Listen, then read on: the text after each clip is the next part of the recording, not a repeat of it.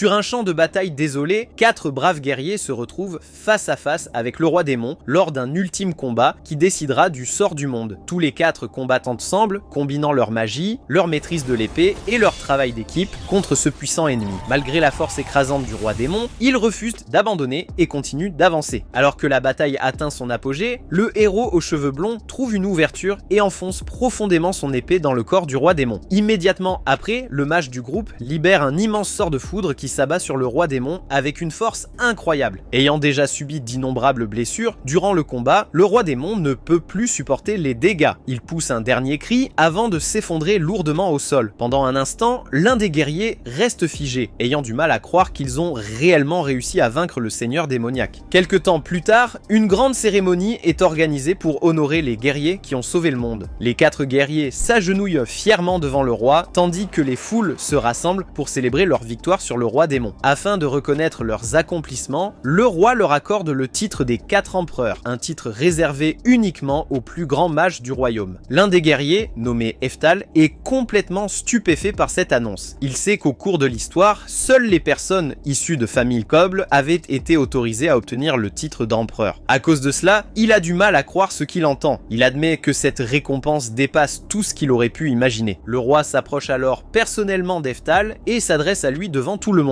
Il explique que même si Eftal n'est peut-être pas le mage le plus puissant du monde, ses contributions et ses accomplissements sont indéniables. Pour cette raison, il a gagné le droit de porter le titre d'empereur. À partir de ce jour, il sera connu sous le nom de l'empereur de la foudre. En entendant ces mots, Eftal fond en larmes, la foule éclate en acclamations tandis qu'il lutte pour retenir ses émotions. Après avoir passé 40 ans à étudier et à maîtriser la magie, tous ses efforts ont enfin été reconnus. Eftal quitte la cérémonie plus fier que jamais. Pour la première fois de sa vie, il a le sentiment que tous ses sacrifices et ses efforts ont véritablement porté leurs fruits. Plusieurs années passent après ce jour et Eftal est désormais un vieil homme. Un matin, il se tient dehors et contemple les vastes champs en silence. Puis, une jeune fille nommée Merlin s'approche de lui et l'informe poliment que le petit déjeuner est prêt et l'attend à l'intérieur. Environ 1 heure plus tard, Eftal enseigne à ses élèves comment maintenir un cercle magique. Les élèves se concentrent attentivement tandis qu'ils tentent de garder leurs cercles actifs aussi longtemps que possible. Durant l'exercice, l'un des élèves perd sa concentration et fait accidentellement disparaître son cercle magique. Eftal le remarque immédiatement et dit à l'élève de ne pas abandonner. Il explique que maintenir sa concentration est l'une des compétences les plus importantes qu'un mage puisse apprendre. S'il n'est pas capable de garder un cercle magique actif en restant immobile, alors il ne pourra jamais en maintenir un tout en récitant des sorts pendant une bataille. Encouragé par les paroles d'Eftal, le garçon recommence rapidement à essayer. Après un certain temps, Eftal met finalement fin à l'exercice. Les élèves dissipent leur cercle magique et se préparent pour la leçon suivante. Cependant, au lieu de les laisser se reposer, Eftal leur propose immédiatement de passer à l'entraînement des sorts de niveau 4. Avant que la leçon ne puisse continuer, Merlin prend soudainement la parole. Elle fait remarquer qu'Eftal a l'air épuisé et lui dit qu'il devrait faire une pause et se reposer. Cependant, Eftal écarte simplement son inquiétude et insiste sur le fait qu'il n'est pas fatigué du tout. Malgré cela, l'expression inquiète sur le visage de Merlin le pousse à s'arrêter un instant. En voyant son visage, il se rappelle du jour où ils se sont rencontrés pour la première fois. Ses pensées remontent alors de nombreuses années en arrière, peu après que son groupe eut vaincu le seigneur démon. Durant cette période, il trouva Merlin alors qu'elle n'était encore qu'un bébé. Elle avait été laissée seule après que sa mère eût été tuée lors du conflit impliquant son groupe. Ce souvenir de ce jour remplit Eftal de culpabilité. Il se demande silencieusement si Merlin finirait par le détester si elle apprenait un jour la vérité sur la guerre et découvrait qu'il avait tué tant de membres de son clan. Après un instant, il écarte ses pensées et reporte son attention sur le présent. Eftal dit aux élèves de continuer à pratiquer leur magie de niveau 4. Avant que qui que ce soit puisse commencer, Merlin prend de nouveau la parole. Avec un sourire confiant, elle déclare qu'elle est prête à commencer à apprendre la magie de niveau 6. Après tout, elle est l'une des élèves les plus talentueuses d'Eftal. Eftal ne peut s'empêcher d'être impressionné par sa confiance et son ambition. Malgré cela, il lui dit doucement qu'il n'y a aucune raison de se précipiter aussi vite. Il lui assure qu'elle apprendra ses sorts de niveau supérieur un jour, mais que pour le moment, elle devrait se concentrer sur les bases. Après l'entraînement, Merlin s'enfonce seule dans la forêt. Elle est déterminée à vaincre la bête qui vit dans une grotte voisine. Dans son esprit, vaincre un monstre aussi puissant prouverait qu'elle est la meilleure élève d'Eftal. Plus important encore, elle pense que si elle devient assez forte pour enseigner elle-même aux autres, Eftal pourra enfin arrêter d'arrêter de travailler aussi dur et obtenir le repos qu'il mérite. Malheureusement, les choses tournent mal presque immédiatement car la bête est bien plus forte que Merlin ne l'avait imaginé. Peu de temps après, elle se retrouve à courir à travers la forêt tout en étant poursuivie par une gigantesque créature ressemblant à un loup. Merlin a déjà essayé la magie de niveau 4 contre elle, mais cela ne lui a infligé aucun dégât, ce qui lui fait comprendre qu'elle aura besoin de quelque chose de plus puissant. Réalisant que ses sorts ordinaires sont inutiles, Merlin décide qu'il ne lui reste qu'une seule option. Elle commence à réciter un sort de niveau 6, même si elle n'en a jamais lancé un avec succès auparavant. À sa surprise, le sort fonctionne réellement lorsqu'elle projette un éclair de niveau 6 directement sur le monstre. L'explosion secoue toute la zone et remplit la forêt de fumée et de poussière, et Merlin se convainc qu'elle a enfin gagné. Puis, la bête sort de la fumée complètement indemne. Avant que Merlin puisse réagir, la créature la frappe d'un coup d'une force énorme. Elle s'écrase au sol et lutte pour se relever. L'immense loup s'approche lentement d'elle et se prépare à la dévorer. À ce moment-là, Merlin commence à accepter qu'elle va mourir. Alors que la bête est sur le point d'attaquer, Eftal apparaît soudainement et la sauve à la dernière seconde. Eftal la gronde immédiatement pour être entrée seule dans la forêt. Honteuse, Merlin commence à s'excuser encore et encore. Eftal lui dit qu'elle possède plus de talent et de potentiel que tous ses autres élèves. Cependant, il l'avertit de ne pas devenir obsédée par l'idée de gagner en puissance trop rapidement. Si elle se précipite sans construire de fondation solide, cette puissance pourrait facilement lui échapper. Alors qu'il parle, Merlin remarque soudainement que la bête de tout à l'heure est toujours en vie et se tient juste derrière Eftal. Cependant, il ne bronche même pas. Sans se retourner, il lance calmement un sort de foudre de niveau 10. Une immense décharge de foudre jaillit de son corps et détruit instantanément la bête. Plus tard dans la nuit, Merlin n'arrête pas de parler à quel point Eftal avait l'air incroyable lorsqu'il lui a sauvé la vie, mais Eftal finit par lui dire d'arrêter de parler et d'aller se coucher. Merlin cède finalement et commence à se diriger vers son lit. Cependant, elle se retourne soudainement et voit Eftal cracher du sang. Depuis plusieurs années, il souffre d'une maladie incurable et son état s'est progressivement aggravé. L'expression inquiète sur le visage de Merlin fait comprendre quelque chose à Eftal. Elle est au courant de sa maladie depuis longtemps. C'est la véritable raison pour laquelle elle s'est autant poussée à devenir plus forte. Merlin demande doucement à Eftal de mieux prendre soin de lui et de se reposer autant que possible. Il lui dit qu'il ne lui reste plus beaucoup de temps. À cause de cela, il n'a aucune envie de passer les années qui lui restent allongées dans un lit à attendre la fin. À la place, il veut passer le temps qu'il lui reste à faire ce qu'il aime le plus. Il veut continuer à enseigner à des élèves talentueux comme elle et les aider à devenir de grands mages. Eftal admet qu'il a toujours voulu devenir le mage le plus puissant. Cela trouble Merlin parce que d'après ce qu'elle sait, il est déjà le plus fort. Après tout, il a reçu le titre d'empereur de la foudre. Eftal dit qu'il comprend pourquoi elle pense cela, mais que la vérité est différente. Même s'il était le plus âgé parmi les empereurs et qu'il avait accompli de grandes choses, il y avait toujours un écart évident entre lui et certains membres de son groupe. Pour cette raison, il ne s'est jamais vraiment considéré comme le plus fort. Le lendemain, l'un des élèves d'Eftal frappe à sa porte et l'informe que l'empereur des flammes a enfin terminé ses recherches sur les aptitudes magiques. Curieux, Eftal parcourt le document. Il découvre rapidement que l'empereur des flammes a trouvé un moyen de déterminer l'aptitude magique d'une personne. C'était quelque chose que les gens pensaient impossible, alors Eftal le félicite immédiatement en le qualifiant de génie. Voulant tester immédiatement cette nouvelle méthode, Eftal place un cheveu de Merlin dans un tube à essai et réalise l'expérience. Les couleurs qui apparaissent à l'intérieur du tube révèlent la puissance de ses affinités magiques. Les résultats montrent qu'elle possède une aptitude de rang S en magie du vent et en magie de l'eau, ce qui est extrêmement impressionnant. Elle possède également une aptitude de rang B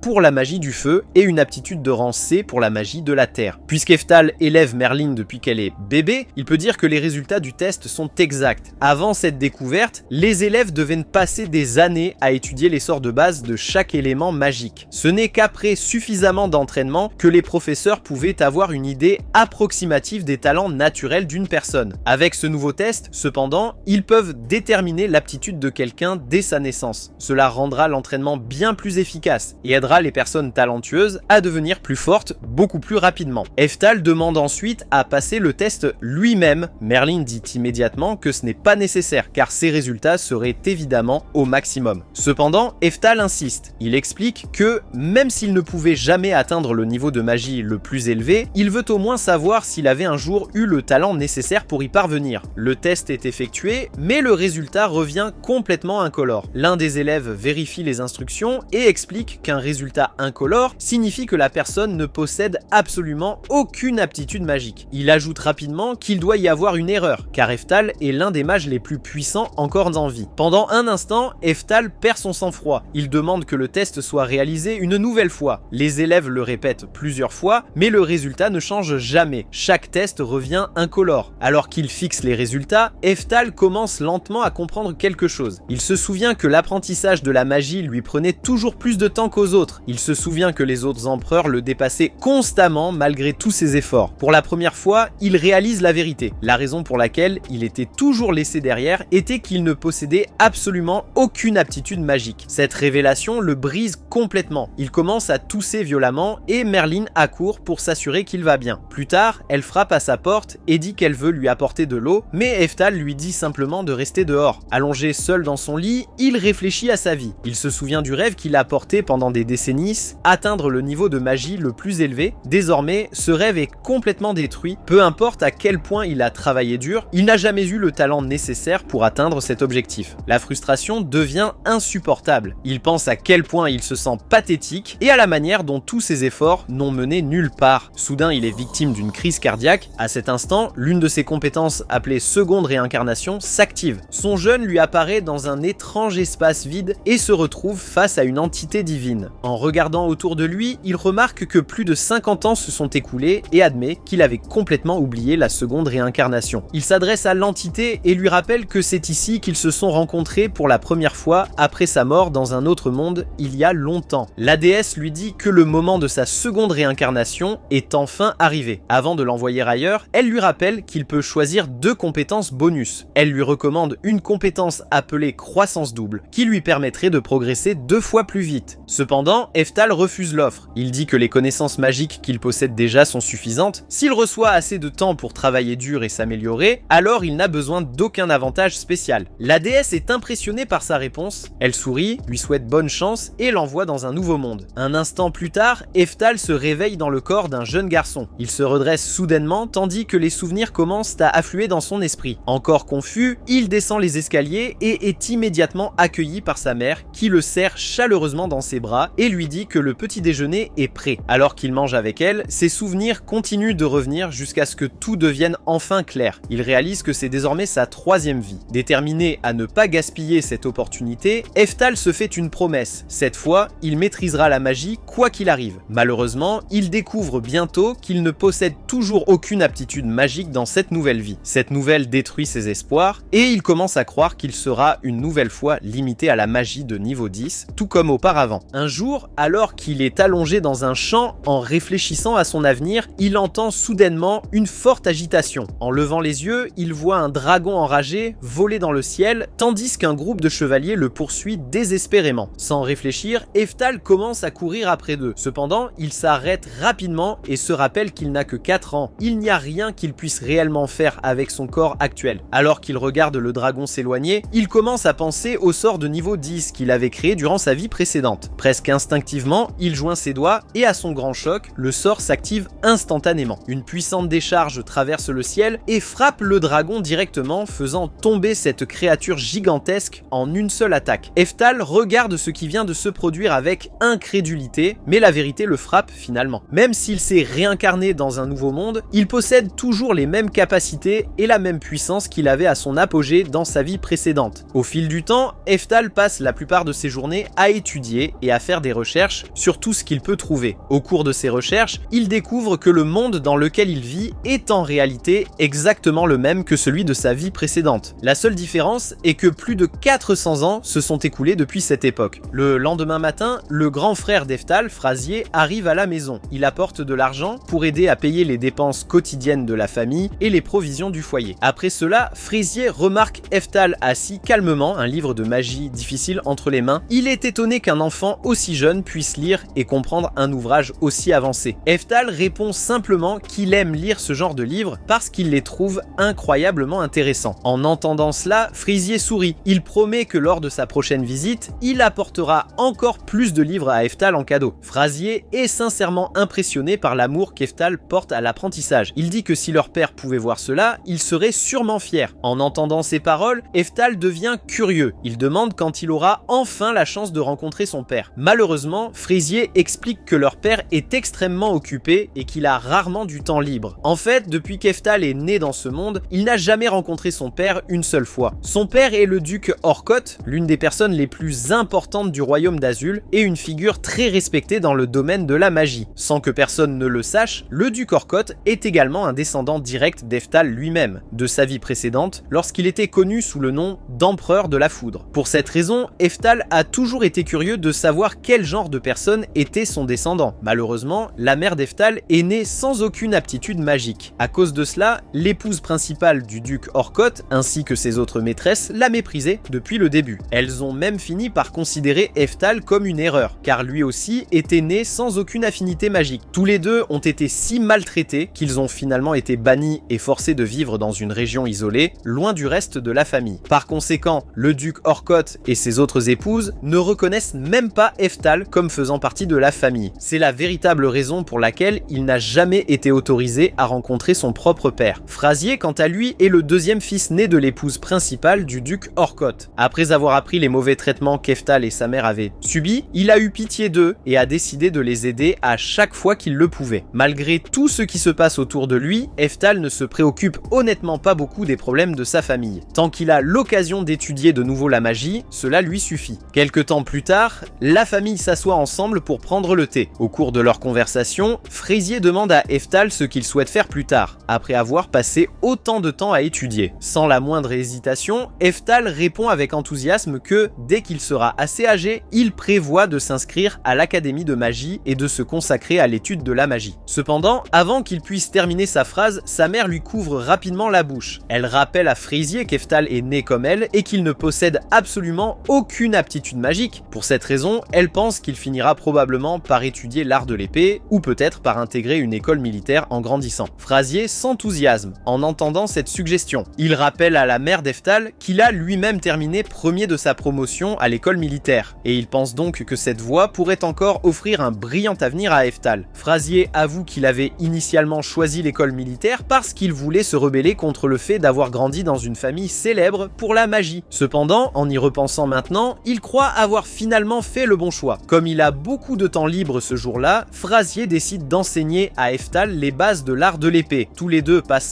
l'après-midi à s'entraîner ensemble et Fraisier lui montre patiemment les techniques appropriées. Pendant l'entraînement, Eftal se souvient de quelque chose de sa vie précédente. Fraisier lui avait toujours enseigné les bases de l'éducation et les sciences militaires et il l'avait constamment encouragé à intégrer une école militaire plutôt que de poursuivre la magie. Après s'être entraîné un moment, Eftal trouve enfin le courage de parler. Il dit à Fraisier qu'il souhaite réellement intégrer l'académie de magie. Fraisier s'agenouille afin de pouvoir lui parler face à face. Il lui rappelle doucement qu'il est né sans aucune aptitude magique. Eftal répond qu'il le sait déjà. Cependant, il souligne également qu'il est toujours capable d'utiliser la magie et qu'il possède encore du mana. Au fond de lui, Eftal croit que s'il peut étudier à l'académie de magie, il pourrait enfin découvrir le secret permettant de dépasser les limites qui l'ont retenu pendant si longtemps. Après avoir écouté la demande sincère d'Eftal, Fraisier se relève lentement et lui fait une proposition. Il dit qu'il est sur le point de lancer un sort. Si Eftal parvient à reproduire ce sort d'une quelconque manière, Fraisier le recommandera personnellement pour être admis à l'académie de magie. En vérité, Fraisier s'attend entièrement à ce qu'Eftal échoue. Il croit qu'une fois qu'Eftal verra la différence entre lui et de véritables mages, il comprendra enfin les limites de ses propres capacités. Fraisier récite calmement une incantation magique avant de lancer un sort de tranche-vent de niveau 2. La lame de vent file vers l'avant et tranche nettement un arbre voisin, le faisant tomber. Eftal observe le sort et est surpris de voir à quel point il est simple. Sans la moindre hésitation, il reproduit exactement le même sort. Non seulement il le copie parfaitement, mais il le renforce également jusqu'à atteindre la puissance d'un sort de niveau 4. L'immense lame de vent déchire la zone et détruit plusieurs arbres en une seule attaque. Fraisier reste immobile, complètement incrédule. Il ne comprend pas comment Eftal, quelqu'un qui est censé n'avoir aucune aptitude magique, a pu lancer un sort aussi puissant. Eftal n'a toutefois aucune intention de révéler la vérité. Il ne peut pas expliquer que toutes ses connaissances et son expérience en magie proviennent des souvenirs de sa vie précédente, obtenus grâce à sa réincarnation. Eftal dit simplement qu'il ne sait pas vraiment comment il est capable d'utiliser la magie de cette manière. D'après ce qu'il sait, cela lui vient naturellement et il n'a aucune véritable explication. Il ajoute ensuite, avec désinvolture, qu'il est même capable de lancer des sorts allant jusqu'au niveau 10. Dès que Fraisier entend cela, il est si choqué choqué qu'il s'évanouit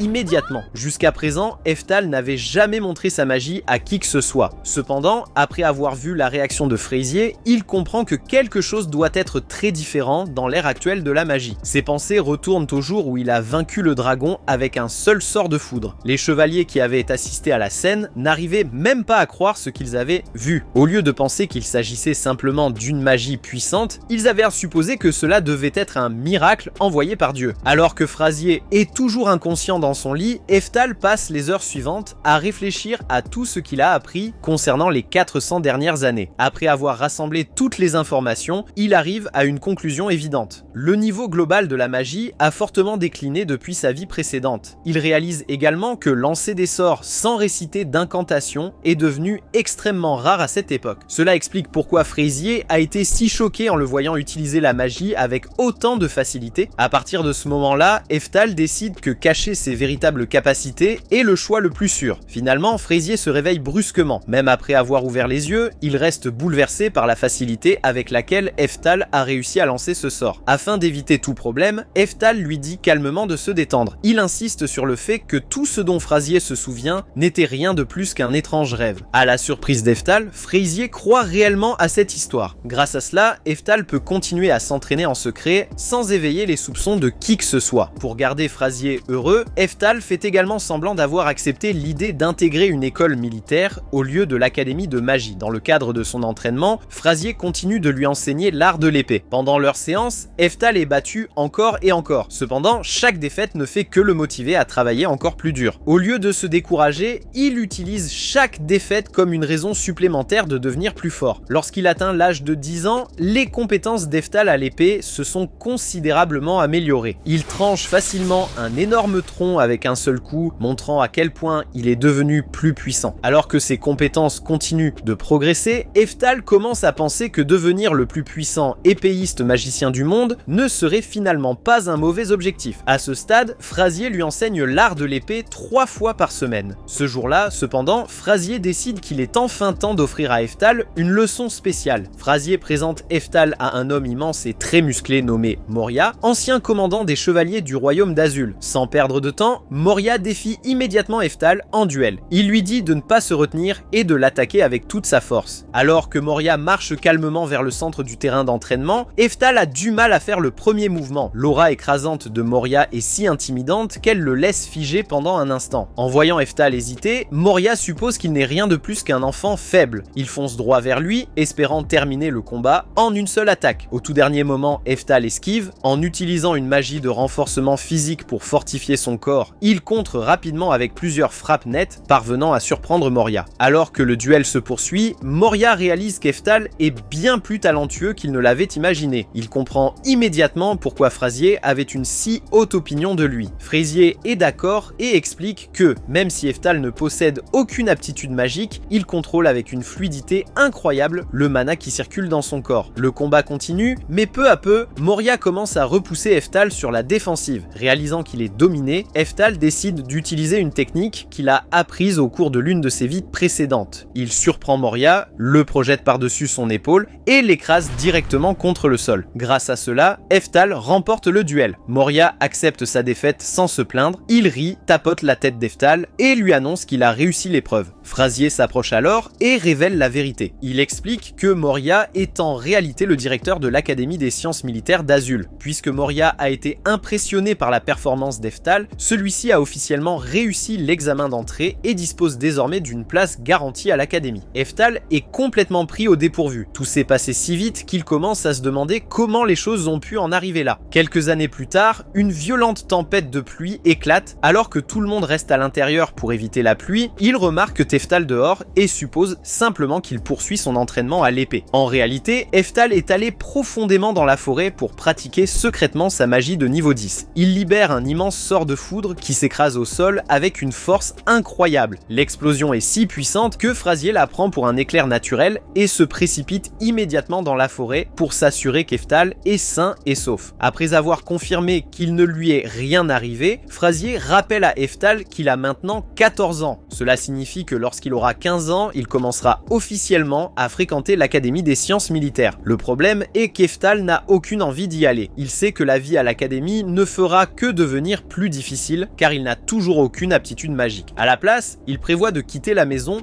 dès qu'il aura 15 ans et de voyager seul afin de poursuivre son rêve d'intégrer l'académie de magie. Peu de temps après, la mère d'Eftal reçoit la nouvelle que son père veut le voir. Folle de joie, elle le serre dans ses bras, convaincue que cela donnera enfin à Eftal l'occasion de rencontrer son père pour la toute première fois. Cependant, Eftal ne ressent plus aucune excitation à cette idée. Après avoir été ignoré toute sa vie, il ne voit aucune raison de vouloir une relation avec quelqu'un qui ne l'a jamais reconnu. Malgré cela, voir à quel point sa mère et Fraisier sont heureux le fait changer d'avis. Au lieu de s'enfuir, il décide d'aller jusqu'au bout et d'intégrer l'école militaire. Le lendemain, Eftal reçoit une invitation spéciale et se rend au manoir de son père. Malgré tout ce qui s'est passé, il est encore un peu enthousiaste à l'idée de rencontrer enfin l'homme qui est également son descendant de sa vie précédente. Malheureusement, la rencontre se déroule exactement à l'opposé de ce qu'il espérait. Dès qu'il se retrouve face à face, le duc Orcotte méprise Eftal et le traite immédiatement de honte, simplement parce qu'il est né sans aucune aptitude magique. En entendant ces paroles, Eftal décide rapidement que son père n'est rien d'autre qu'un homme sans cœur. Le duc mentionne ensuite qu'il sait déjà qu'Eftal a reçu une invitation spéciale pour l'Académie des sciences militaires. Au début, Eftal pense que son père est réellement fier de lui, cependant, la véritable raison du duc devient rapidement évidente. Il dit qu'il est seulement heureux parce qu'Eftal et sa mère ne vivront plus sous sa responsabilité. Puisqu'Eftal va désormais fréquenter l'Académie, il n'aura plus à dépenser une seule pièce pour les entretenir. À partir de maintenant, ils devront se débrouiller seuls. À cet instant, Eftal réalise que le duc les a seulement invités au manoir afin de les insulter une dernière fois. Avant de partir, le duc ordonne à l'un de ses fils, un homme nommé Joachim, de combattre Eftal et de déterminer s'il est réellement capable de survivre à l'Académie des sciences militaires. Dès que Joachim entend cet ordre, un large sourire inquiétant apparaît sur son visage. Juste avant le début du duel, Fraisier donne un dernier avertissement à Eftal. Il lui dit que même si Joachim n'a pas l'air si dangereux que ça, il était le meilleur élève de leur école en combat à l'épée. Pour cette raison, il conseille à Eftal d'abandonner s'il se rend compte qu'il n'a aucune chance de gagner. Eftal accepte calmement et dit qu'il comprend ce que Fraisier veut dire. Eftal s'avance alors pour commencer le combat et Joachim lui lance immédiatement une épée. Dès qu'Eftal l'attrape, il remarque que l'arme est beaucoup plus lourde que ce à quoi il s'attendait. Joachim explique qu'il s'agit d'une épée en bois dur et non d'une arme d'entraînement ordinaire. Il dit que si quelqu'un porte correctement son attaque, cette épée est assez solide pour écraser le crâne d'une personne ou briser complètement ses os. Après avoir dit cela, Joachim affiche soudain un sourire tordu et fixe directement Eftal. Il dit que la mère d'Eftal n'a apporté que de la honte à la famille royale, puisqu'elle a donné naissance à un enfant sans aucun talent pour la magie. Il admet qu'il a toujours voulu la tuer lui-même, mais comme il ne peut plus le faire désormais, il devra simplement se contenter de tuer son fils à la place. Au moment où Eftal entend ces mots, son expression devient complètement glaciale. Il réalise que Joachim et le duc sont facilement les personnes les plus insupportables qu'il ait jamais rencontrées. Ce qui l'agace encore plus, c'est le fait que ces deux idiots sont en réalité ses propres descendants. Cette seule pensée le rend encore plus furieux qu'avant. Sans perdre une seconde de plus, Eftal fonce droit sur Joachim et commence à l'attaquer avec son épée. Il enchaîne les coups sans laisser à Joachim le moindre instant pour respirer. Et il est surpris de voir que Joachim parvient de justesse à esquiver chaque attaque. Même si Joachim évite de se faire toucher, il est évident qu'il a du mal à suivre la vitesse et la force d'Eftal. Joachim est complètement choqué par la puissance que possède Eftal. Il commence à se demander si Eftal n'a pas été possédé d'une manière ou d'une autre, car la personne qui se tient devant lui ne ressemble en rien au garçon faible qu'il connaissait auparavant. Pour Joachim, c'est comme s'il se battait contre une personne complètement différente. Le duel continue pendant un moment, tandis que les deux continuent d'échanger des coups. Finalement, Joachim lève son épée et tente de bloquer une nouvelle attaque d'Eftal. À cet instant précis, Eftal active sa magie de renforcement physique, augmentant considérablement sa force. Il abat alors son épée en bois dur avec une puissance écrasante, brisant directement la défense de Joachim et lui enfonçant le crâne. Avec cette seule attaque, le duel prend enfin fin et Eftal est déclaré vainqueur. Tous ceux qui regardaient le combat restent figés sous le choc, car aucun d'entre eux ne s'attendait à ce que Joachim perde aussi facilement. Avant de quitter l'arène, Eftal s'arrête un instant et regarde directement Joachim. D'une voix froide, il l'avertit que s'il ose encore prononcer le moindre mot irrespectueux à propos de sa mère, il s'assurera qu'il meurt la prochaine fois. Eftal se dirige ensuite vers sa mère, mais il remarque rapidement qu'elle semble avoir un peu peur de lui à cause de l'incroyable force qu'il a montrée pendant le duel. Il la rassure doucement en lui disant qu'elle n'a rien à craindre, car peu importe à quel point il est devenu fort, il reste toujours le même Eftal qu'elle a toujours connu. Après cela, Eftal s'incline respectueusement devant le duc et le remercie de l'avoir invité. Même si son père n'est clairement pas content de ce qui s'est passé, il souhaite à contre-cœur bonne chance à Eftal pour son passage à l'école militaire avant de le laisser partir. Plus tard dans la soirée, la mère d'Eftal prépare son plat préféré pour célébrer sa victoire. Tous les deux sont sur le point de commencer à manger lorsqu'ils entendent soudain quelqu'un frapper à la porte d'entrée. Ils l'ouvrent et sont surpris de trouver Moria et Frasier dehors avec un bébé dans les bras de ce dernier. Une fois à l'intérieur, Frasier explique immédiatement la situation. Il dit qu'une rumeur circule selon laquelle la faction du ministre prévoit d'assassiner le jeune prince pendant que la principale force militaire du royaume est partie combattre sur le champ de bataille. L'attaque des barbares est arrivée bien plus tôt que prévu, il n'y a donc pas eu assez de temps pour se préparer. Comme tout s'est produit si soudainement, Frasier a décidé que la maison d'Eftal était l'endroit le plus sûr auquel il pouvait penser pour cacher le prince jusqu'à ce qu'il trouve quoi faire ensuite. Après avoir entendu cela, Eftal comprend rapidement la situation politique. L'ancien roi d'Azul avait 2 fils et le plus jeune était bien plus talentueux que l'aîné. Pour cette raison, le plus jeune fils est devenu le roi actuel, tandis que l'aîné est devenu le ministre de la couronne à la place. Comme le roi actuel n'avait à l'origine aucun héritier mâle, tout le monde croyait que le propre fils du ministre finirait par hériter du trône. Cependant, tout a changé lorsque le roi actuel a finalement eu un fils à lui. Cet événement a détruit les plans du ministre, et c'est exactement pour cela que sa faction veut maintenant la mort du jeune prince avant qu'il puisse hériter du royaume. Même après avoir compris tout cela, Eftal ne parvient toujours pas à comprendre une chose. Il se demande comment les barbares ont réussi à percer les défenses du royaume et à atteindre la capitale alors que la sécurité était censée avoir été renforcée. Frasier pense qu'il n'y a qu'une seule personne qui aurait pu rendre cela possible. Il soupçonne leur père d'être secrètement derrière tout cela, car si la famille royale est renversée et que le pouvoir change de main, le duc serait celui qui y gagnerait le plus. Comme retourner à la capitale n'est plus une option, Frasier décide que leur seul choix est de traverser la frontière et d'emmener le prince auprès de l'armée principale du royaume, où il sera bien plus en sécurité. C'est un voyage dangereux, mais ils n'ont pas de meilleure alternative s'ils veulent garder le prince en vie. Le lendemain matin, Moria et Frasier finissent de préparer le voyage et commencent à faire leurs adieux avant de partir. C'est alors qu'Eftal apparaît soudainement et demande s'il peut les accompagner. Moria et Frasier acceptent avec joie son offre, car ils savent qu'ils auront besoin de toute l'aide possible pendant une mission aussi dangereuse. Même s'ils sont reconnaissants de l'avoir avec eux, il est évident que la mère d'Eftal a le cœur brisé en regardant son fils quitter la maison une fois de plus. Tous les trois commencent à avancer à travers la forêt tout en discutant de l'itinéraire le plus sûr et en planifiant leur prochain mouvement. Au milieu de leur conversation, un bruit assourdissant résonne soudain entre les arbres. Comprenant que quelque chose ne va pas, ils décident immédiatement que la chose la plus intelligente à faire est de quitter la forêt le plus vite possible avant que ce qui a provoqué ce bruit ne les rattrape. Cependant, au moment où ils atteignent la lisière de la forêt, ils s'arrêtent soudain net. Ce qui les attend dehors est une vision encore plus terrifiante. Le duc est déjà arrivé avec sa division personnelle de mages de combat et ils ont complètement bloqué leur chemin. Il est immédiatement clair qu'ils n'ont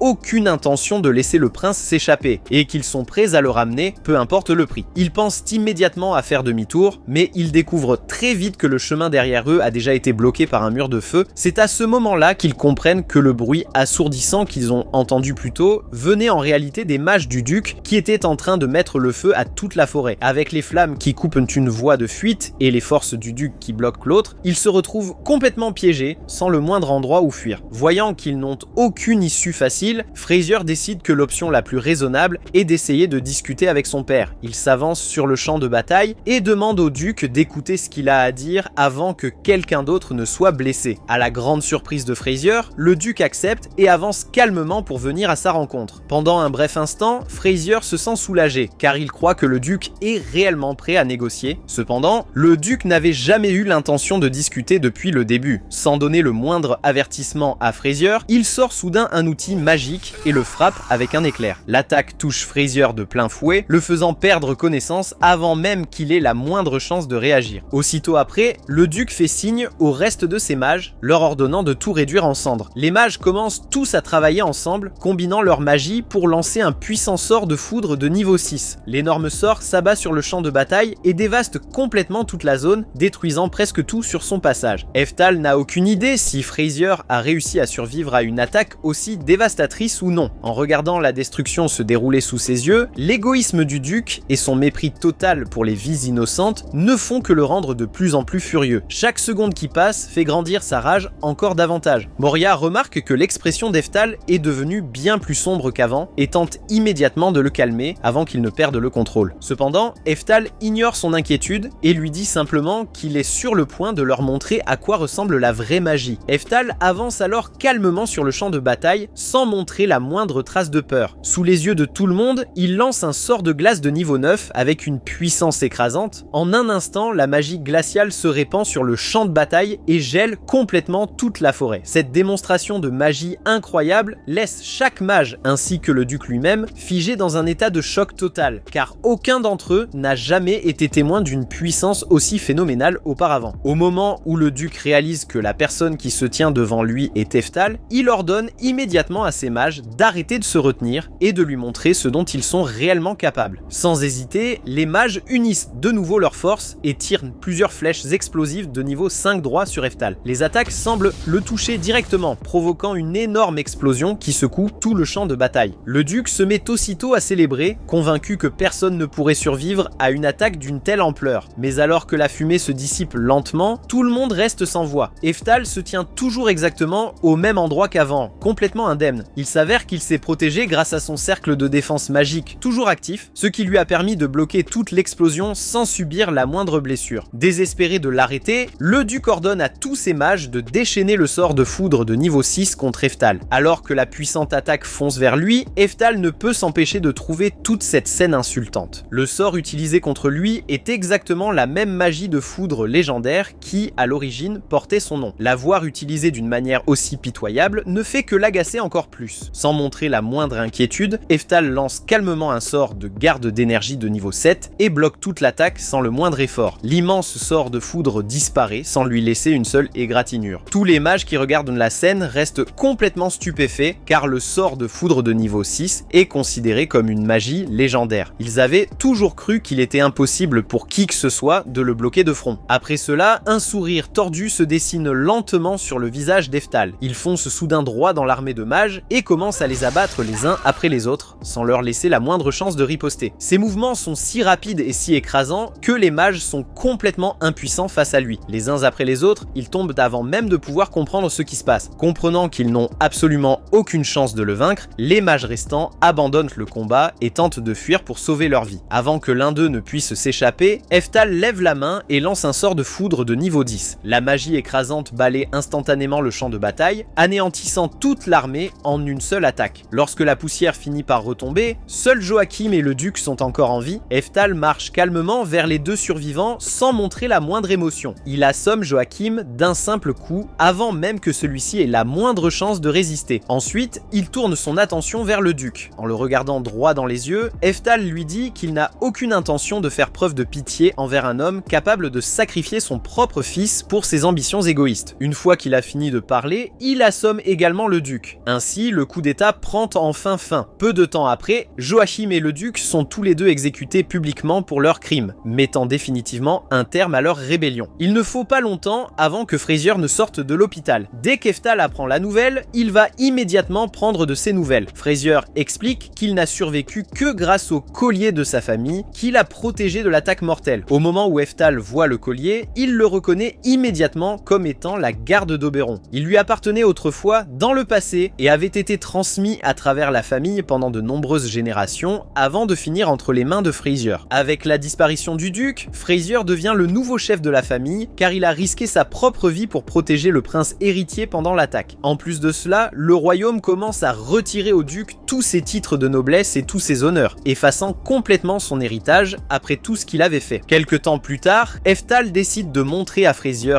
et Moria la véritable étendue de sa puissance magique. Tandis qu'ils le regardent démontrer un sort incroyable après l'autre, tous les deux sont profondément impressionnés par ce qu'ils voient. Malgré cela, ils l'avertissent qu'il devrait garder sa véritable force secrète, car si le reste du monde découvrait un jour à quel point il est réellement puissant, cela pourrait plonger le monde entier dans le chaos. Ils sont encore plus surpris lorsqu'Eftal révèle qu'il prévoit toujours d'aller à l'école de magie. Frazier et Moria pensent tous les deux qu'il est déjà devenu beaucoup trop puissant pour apprendre quoi que ce soit là-bas, mais Eftal explique que la puissance brute ne fait pas tout. Il veut étudier la magie correctement afin d'apprendre à contrôler ses capacités et à utiliser chaque sort à son plein potentiel. Après avoir entendu son raisonnement, Frazier et Moria soutiennent pleinement sa décision. Ainsi, Eftal franchit une nouvelle étape importante dans son voyage pour maîtriser la voie de la magie. À l'âge de 15 ans, Eftal boucle enfin ses affaires et se prépare à partir pour l'académie de magie. Il suffit de voir le visage de sa mère pour comprendre à quel point son absence va lui peser. Elle le serre une dernière fois dans ses bras avant de le laisser partir, tandis que Moria et Frazier lui font de grands signes de la main pendant qu'il s'éloigne. En prenant la route, Eftal se fait une promesse silencieuse. Cette fois, il dépassera toutes les limites que son talent lui a imposées. Après avoir voyagé pendant un moment, il aperçoit une maison de thé au bord du chemin et décide de s'y arrêter pour faire une pause. Alors qu'il savoure sa boisson, une scène attire son attention à l'autre bout de la salle. Un roturier est presque à genoux devant un mage nommé Maître Edwards,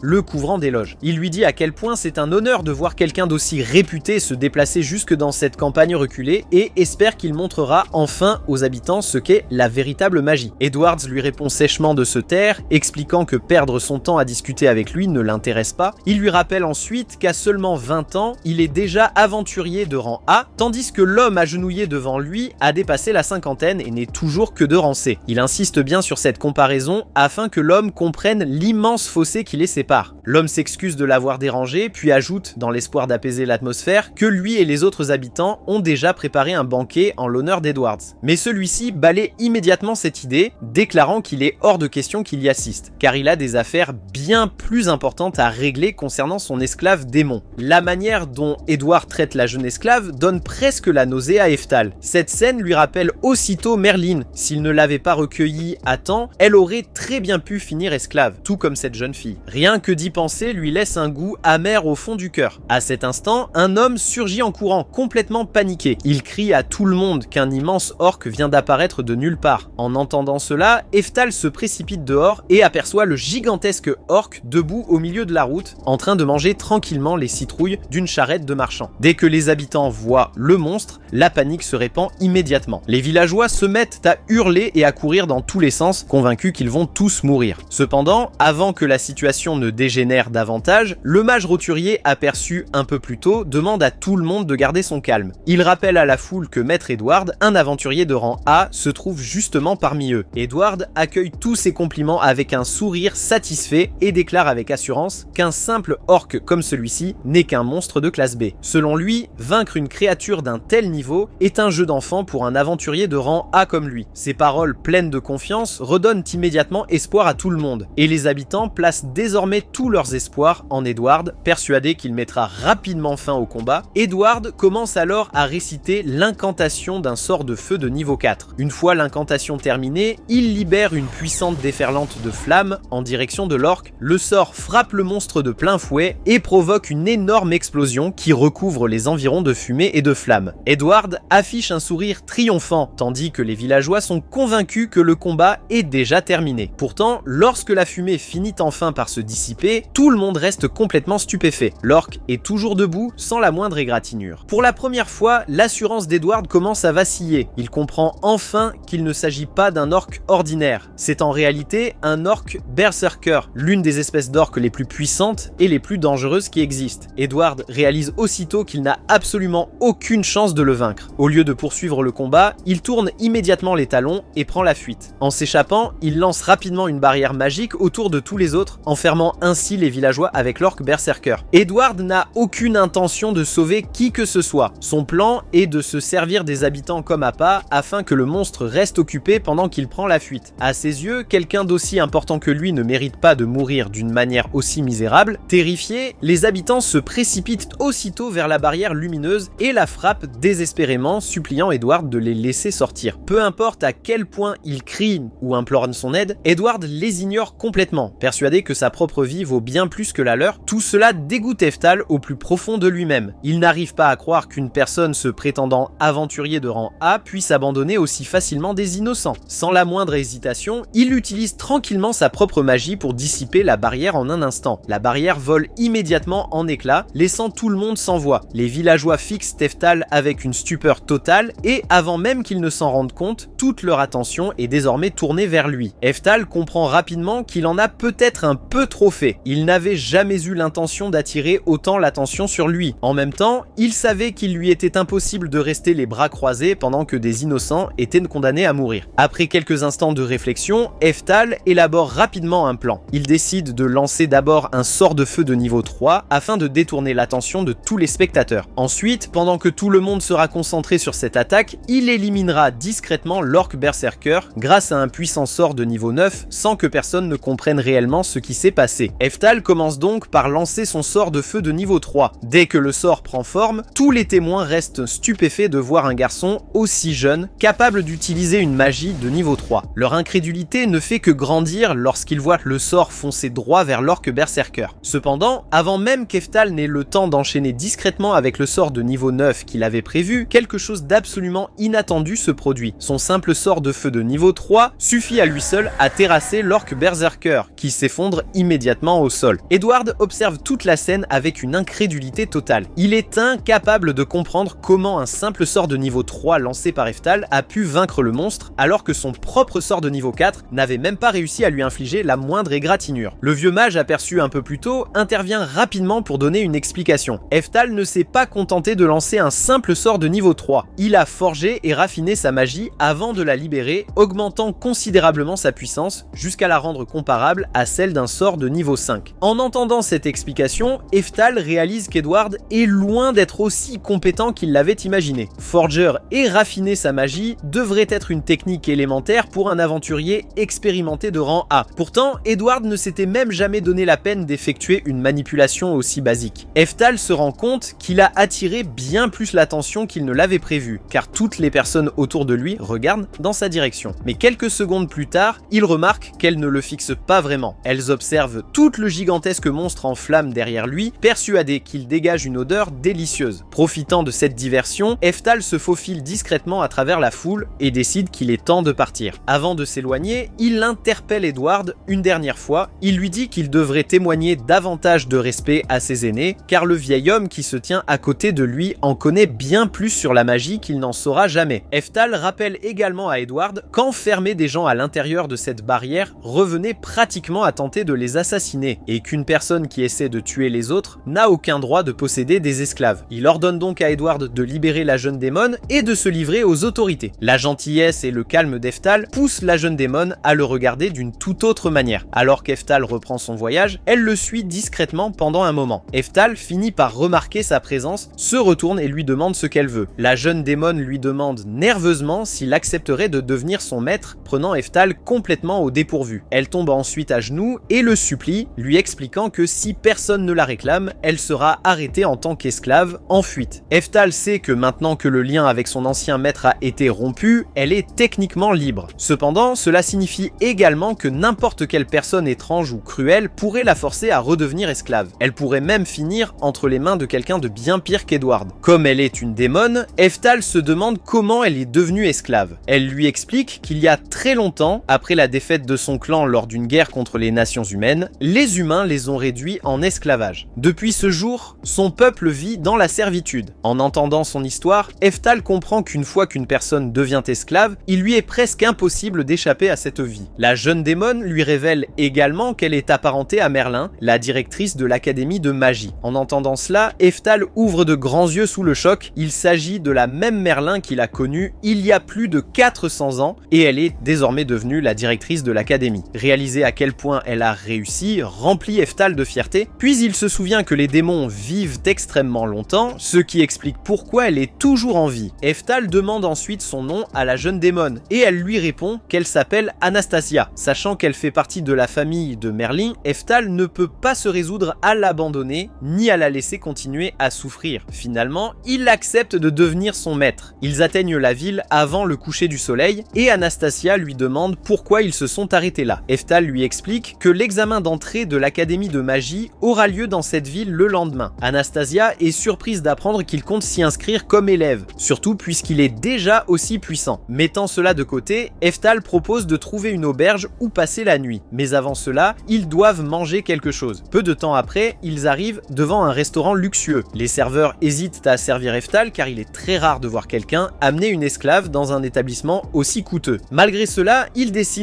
de lui attribuer une table. En entrant, Eftal remarque que les autres nobles lui lancent des regards méprisants, choqués qu'il ait osé amener une esclave dans un restaurant aussi prestigieux. Une fois assis, Eftal remarque qu'Anastasia est installée par terre au lieu d'utiliser la chaise. chaise. Elle lui explique que les esclaves sont censés rester agenouillés à côté de leur maître afin de pouvoir répondre à leurs besoins à tout moment. Eftal lui dit simplement d'oublier tout ce qu'elle a appris en tant qu'esclave et de s'asseoir sur la chaise. Au moment où Anastasia prend place, l'un des serveurs s'approche et informe Eftal qu'il est interdit aux esclaves de s'asseoir sur les chaises, car l'établissement est exclusivement réservé à une clientèle de haut rang. Il commence même à penser qu'Eftal est trop pauvre pour pouvoir payer un repas dans ce restaurant, mais tout change au moment où Eftal dépose 3 gouttes de dragon sur la table, laissant le serveur sans voix. Eftal pense que cela ne suffit pas, alors il révèle toutes les autres gouttes de dragon cachées sous sa veste. Le serveur comprend immédiatement qu'une seule goutte de dragon vaut 500 pièces d'or. Il change donc aussitôt d'attitude, présente rapidement ses excuses et ordonne au reste du personnel de servir à Eftal et à son invité le meilleur repas du menu. Lorsque les plats arrivent enfin, Eftal s'apprête à manger, mais il remarque qu'Anastasia est encore trop nerveuse pour toucher à son repas à cause de son statut d'esclave. Eftal lui répète une nouvelle fois d'oublier tout cela et de simplement profiter de la nourriture. Il reconnaît qu'elle a probablement été maltraitée pendant la majeure partie de sa vie et qu'il est même possible qu'un jour, il blesse ses sentiments sans s'en rendre compte. Si cela devait arriver, il lui affirme qu'elle aurait parfaitement le droit de se mettre en colère contre lui et de le lui dire. Anastasia est sincèrement stupéfaite que quelqu'un puisse la traiter avec autant de gentillesse et d'équité, et elle accepte avec joie. Le lendemain matin, ils se rendent à l'académie de magie afin de s'inscrire à l'examen d'entrée. Anastasia remercie également Eftal de lui avoir acheté de nouveaux vêtements et Eftal lui répond qu'ils lui vont très bien. Après y avoir réfléchi davantage, Eftal suggère qu'Anastasia devrait elle aussi passer l'examen d'entrée. Si elle réussit, elle pourrait obtenir un bon travail à l'avenir. Anastasia n'est pas très convaincue d'en être capable, mais Eftal est certain qu'elle s'en sortira parfaitement. Il peut sentir qu'elle possède plus de talent magique que presque toutes les autres personnes présentes. Après tout, elle fait partie des descendantes de Merlin. Peu de temps après, l'instructeur principal s'avance et annonce que la première épreuve de l'examen d'entrée prendra la forme d'une immense bataille royale. On annonce aux candidats qu'ils devront se battre jusqu'à ce qu'il ne reste plus que 5 personnes. Ils sont autorisés à utiliser toutes les méthodes qu'ils souhaitent, du moment qu'ils parviennent à expulser leurs adversaires hors de l'arène. Le superviseur chargé de surveiller l'épreuve est en réalité un aventurier de rang B qui dirige cette partie de l'examen d'entrée chaque année. Cependant, après avoir observé cette épreuve pendant tant d'années, le superviseur n'a que très rarement vu des élèves réellement sortir du lot. Pour cette raison, il n'attend pas grand-chose du groupe de candidats de cette année et pense que le combat ne sera pas différent de tous ceux auxquels il a déjà assisté Psia. La bataille royale commence peu après et les candidats se mettent immédiatement à se battre. La stratégie habituelle consiste à éliminer les élèves les plus faibles aussi vite que possible avant qu'ils ne deviennent gênants plus tard. C'est pourquoi plusieurs élèves s'en prennent rapidement à Eftal et Anastasia, persuadés qu'ils seront des cibles faciles. Cependant, le superviseur reste complètement stupéfait lorsqu'Eftal parvient à vaincre 9 élèves à lui tout seul. Il comprend qu'Eftal utilise une sorte de magie de renforcement physique, mais il reste malgré tout surpris qu'une personne aussi jeune soit capable de la maîtriser à un niveau aussi élevé. Anastasia décide alors de rejoindre le combat et lance un sort de vent de niveau 3. Les autres élèves restent sans voix car un sort de niveau 3 est considéré comme un sort avancé pour quelqu'un de leur âge. Eftal remarque qu'Anastasia a dû réciter une incantation avant de lancer son sort. Alors il lui demande pourquoi elle a besoin de faire cela. Anastasia est déconcertée par la question car elle ne pense même pas qu'il soit possible de lancer de la magie sans utiliser d'incantation. Eftal décide alors de lui prouver qu'elle se trompe. Il commence à lancer simultanément 4 sorts de vent de niveau 4 sans utiliser la moindre incantation, laissant Anastasia et les autres élèves complètement stupéfaits. Le puissant sort expulse immédiatement tous les candidats restants hors de l'arène, mettant fin au combat en un instant. Le superviseur reste totalement incrédule face à ce qu'il vient de voir. Il ne s'attendait absolument pas à voir quelqu'un d'aussi jeune qu'Eftal utiliser une magie aussi puissante sans même avoir besoin d'une incantation. Tous leurs adversaires ayant été vaincus, le superviseur annonce officiellement qu'Eftal et Anastasia ont remporté cette manche de l'examen d'entrée. Vient ensuite l'épreuve écrite. Eftal s'assoit et regarde la feuille d'examen, mais il trouve rapidement l'ensemble extrêmement fastidieux. Il y a tout simplement beaucoup trop de questions et il a l'impression que l'épreuve n'en finit jamais. Cependant, Eftal ne trouve pas les questions elles-mêmes difficiles. Dans sa vie précédente, il maîtrisait déjà parfaitement l'étude de la magie, alors les connaissances évaluées sont des choses qu'il connaît déjà très bien. Environ 1 heure plus tard, l'épreuve écrite prend enfin fin. Eftal pousse un soupir de soulagement et dit à Anastasia à quel point il est heureux d'avoir enfin terminé de répondre à toutes ces questions. Cependant, Anastasia l'informe soudainement qu'il n'était pas censé répondre à toutes les questions de l'examen. Il devait simplement choisir la question la plus étroitement liée à son propre domaine d'études et répondre uniquement à celle-ci. En entendant cela, Heftal est complètement sous le choc. Il n'arrive pas à croire qu'il ait passé tout ce temps à répondre à chacune des questions alors qu'il ne devait en traiter qu'une seule. Les examens sont finalement corrigés et les responsables de l'école restent complètement stupéfaits en découvrant les résultats d'Heftal. Il obtient le score incroyable de 958 points, ce qui en fait la meilleure note jamais enregistrée dans toute l'histoire de l'examen. Le doyen devient immédiatement méfiant et suppose qu'Heftal a dû tricher d'une manière ou d'une autre. Cependant, avant qu'il puisse prendre la moindre mesure, le superviseur de la bataille royale entre dans la pièce. Le superviseur explique que, durant la bataille royale, Heftal est parvenu à lancer 4 sorts de niveau 4 en parallèle. Au vu de l'incroyable talent qu'Heftal a démontré pendant le combat, le superviseur pense qu'il est extrêmement improbable qu'il ait eu besoin de tricher à une simple épreuve écrite. Le doyen commence alors à réfléchir au nom d'Heftal. Il se souvient que le tristement célèbre empereur de la foudre portait exactement le même nom. Cela l'amène à se demander si Heftal pourrait, d'une manière ou d'une autre, être la réincarnation du mage légendaire. Quelques jours plus tard, tous les candidats se rassemblent autour du panneau d'affichage de l'école pour découvrir s'ils ont été admis à l'académie de magie. Heftal parcourt attentivement la liste en essayant de trouver son nom. Alors qu'il est encore en train de chercher, Anastasia accourt soudainement vers lui et l'enlace. Elle annonce avec enthousiasme à Heftal qu'elle a été admise dans la classe spéciale de magie. Cependant, Anastasia réalise rapidement qu'elle est en train de serrer Heftal dans ses bras devant tous les autres élèves. Elle devient immédiatement embarrassée lorsqu'elle remarque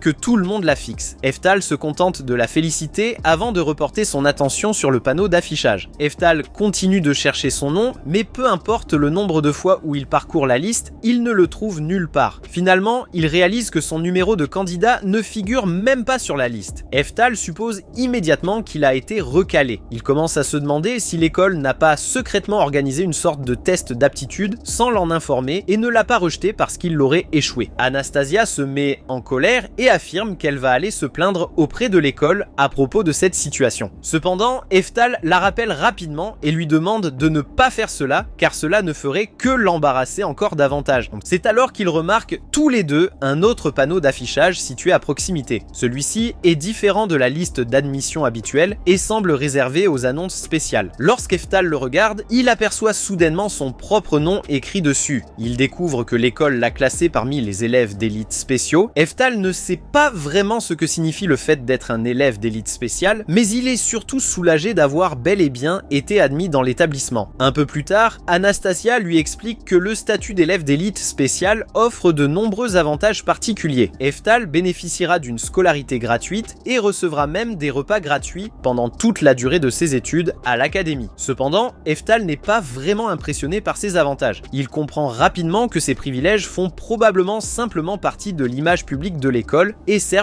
à montrer à tout le monde à quel point ces élèves d'élite spéciaux sont importants. Au lieu d'être enthousiaste à l'idée d'attirer toute cette attention, Heftal commence à craindre qu'être traité comme un élève spécial ne lui cause finalement plus de problèmes que cela n'en vaut la peine. Après tout, il ne veut pas que tout le monde surveille chacun de ses faits et gestes ou cherche constamment à découvrir qui il est réellement. Heftal a déjà son propre objectif en tête. Il prévoit de profiter de l'immense bibliothèque de l'école tout en restant aussi discret que possible. Son principal objectif est de parcourir en secret les connaissances et les documents de recherche de l'académie. Heftal espère qu'en étudiant tout ce qu'il pourra trouver, il finira peut-être par faire une découverte majeure concernant les aptitudes magiques. Mais maintenant qu'Heftal s'est vu attribuer un rang aussi élevé, il commence à se demander s'il pourra réellement continuer à faire profil bas. L'école lui accordant déjà énormément d'attention, passer inaperçu risque d'être bien plus difficile qu'il ne l'avait imaginé au départ. Alors qu'Heftal et Anastasia traversent l'enceinte de l'école, Heftal aperçoit soudainement une personne qui lui est familière. Dès qu'il la voit, il reconnaît immédiatement Merlin. Merlin a beaucoup grandi depuis la dernière fois qu'Heftal l'a vue, mais il ne fait aucun doute dans son esprit qu'il s'agit bien d'elle. Heftal sait que Merlin le connaît très bien, alors si elle parvient à l'observer attentivement, elle pourrait facilement découvrir qui il est réellement. Cela pourrait devenir un énorme problème, car Merlin risquerait de révéler publiquement qu'Heftal est en réalité l'empereur de la foudre. Heftal se cache rapidement discrètement derrière un mur et tente d'éviter que Merlin ne le voie. Il sait que la chose la plus sûre à faire est de s'éloigner d'elle le plus vite possible. Eftal attrape donc Anastasia et tente de quitter les lieux avant que Merlin ne le remarque. Cependant, Eftal comprend rapidement que se cacher de Merlin ne suffira pas. Même si elle ne le voit pas directement, Merlin est toujours capable de ressentir son énergie. Merlin s'arrête soudainement et comprend qu'Eftal doit se trouver quelque part dans les environs. Elle commence alors à fouiller la zone en suivant l'énergie qu'elle ressent. Eftal tente de s'éloigner aussi vite que possible, mais Merlin finit par le rattraper. Elle court jusqu'à lui et lui pose immédiatement une question très directe. Elle veut savoir s'il a un quelconque lien avec l'empereur de la foudre. Eftal nie immédiatement savoir quoi que ce soit au sujet de l'empereur de la foudre et refuse de donner à Merlin la moindre raison de le soupçonner. Sans perdre davantage de temps, il s'enfuit rapidement avec Anastasia avant que Merlin ne puisse lui poser d'autres questions. Une fois enfin arrivé à l'extérieur, Eftal se tourne vers Anastasia et lui demande si elle a réussi à reconnaître Merlin. Anastasia admet qu'elle a un peu honte de le dire, mais qu'elle n'a en réalité jamais rencontré Merlin auparavant. Eftal est surpris, mais Anastasia lui explique que Merlin et elle ne sont que de très lointaines parentes. Comme leur lien familial est extrêmement éloigné, elles n'ont jamais eu l'occasion de se rencontrer. Eftal comprend alors que cela paraît finalement logique. Après tout, Anastasia et Merlin ne se ressemblent pas vraiment, il serait donc compréhensible qu'Anastasia n'ait aucune idée de l'apparence de Merlin. Un peu plus tard, les nouveaux élèves se rassemblent pour leur cérémonie d'accueil. Au cours de l'événement, Merlin est invitée à monter sur l'estrade en tant que directrice de l'Académie Altena afin de prononcer un discours de bienvenue aux nouveaux élèves. Lorsque Merlin termine son discours, Eftal comprend enfin pourquoi elle se trouve ici. Il réalise qu'elle n'est pas professeure à l'Académie, ce qui signifie qu'il ne devrait pas avoir à s'inquiéter de la recroiser de sitôt. Cependant, au moment même où Eftal pense que tout va bien se passer, le doyen l'appelle soudainement devant tout le monde et le présente comme l'un des élèves d'élite spéciaux de l'Académie. Dès que Merlin entend le nom d'Eftal et réalise qu'il s'agit du même nom que celui de son ancien maître, elle devient immédiatement convaincue qu'il s'agit réellement de lui. Eftal comprend rapidement que son projet de mener une vie tranquille vient de complètement s'effondrer. Plus tard, comme prévu, toutes les filles de la classe entourent immédiatement Eftal. Elles sont fascinées par lui parce qu'il est un élève d'élite spéciale et elles trouvent que son statut le rend incroyablement impressionnant. Anastasia observe toutes les filles entourant Eftal et commence à ressentir une légère jalousie. Cependant, avant que les choses n'aillent plus loin, Merlin s'approche soudainement d'Eftal et pose sa feuille de résultats sur son bureau. Elle affiche clairement une expression furieuse. Les filles comprennent immédiatement que quelque chose de sérieux est en train de se passer, alors elles s'éloignent rapidement pour laisser Merlin et Eftal discuter en privé. Merlin commence par demander à Eftal s'il connaît le concept de réincarnation. Eftal se demande immédiatement si Merlin a déjà découvert sa véritable identité. Cependant, il décide de jouer les ignorants et fait semblant de ne pas comprendre de quoi elle parle. Merlin lui explique alors pourquoi elle se méfie de lui. D'après les réponses qu'Eftal a données pendant l'examen écrit, elle comprend que sa maîtrise de la théorie magique est correcte. Cependant, il y a quelque chose d'étrange dans les connaissances qu'il a démontrées. La théorie magique d'Eftal repose en réalité sur des idées qui étaient utilisées il y a plus de 400 ans. C'est pour cette raison que ces réponses étaient si difficiles à comprendre au premier abord. Eftal réalise immédiatement qu'il a commis une grave erreur. Il a manqué de prudence et a accidentellement révélé des connaissances qui ne devraient